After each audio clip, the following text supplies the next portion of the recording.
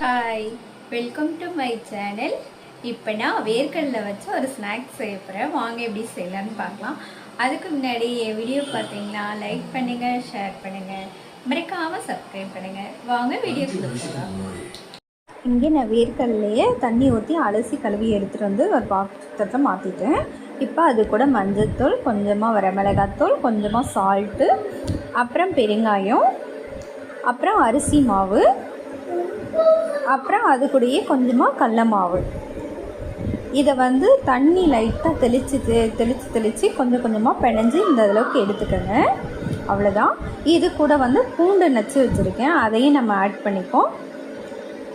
அது கூடயே கொஞ்சமாக கரம் மசாலா தூள். அவ்வளோதான். இப்போ அடுப்பத்தை வச்சு கடாயை வச்சுட்டு எண்ணெய் காஞ்சிடுச்சு. இதில் கொஞ்சம் கொஞ்சமாக போட்டு நல்லா பொரித்து எடுப்போம். பொரிக்கிறதுக்கு முன்னாடி ஒரு ஸ்டிக் ஒன்று, குச்சி ஒன்று வச்சுக்கோங்க. அது ஒட்டாமல் இருக்கிறதுக்கு கொஞ்சம் இந்த மாதிரி வச்சு கொஞ்சம் அதை தள்ளி விட்டுக்கோங்க. அவ்வளோதான். இப்போ நான் பொரித்து எடுத்துட்டேன். பாருங்கள், சாப்பிட்டு பார்க்க செம டேஸ்ட்டாக இருந்துச்சு, நல்ல மொறுன்னு. அது கூட கொஞ்சம் கருவேப்பிலையும் ஆட் பண்ணியிருக்கேன். நீங்களும் ட்ரை பண்ணி பாருங்கள். ட்ரை பண்ணி பார்த்துட்டு எனக்கு லைக் பண்ணுங்கள், ஷேர் பண்ணுங்கள், மறக்காமல் சப்ஸ்கிரைப் பண்ணுங்கள். தேங்க்யூ.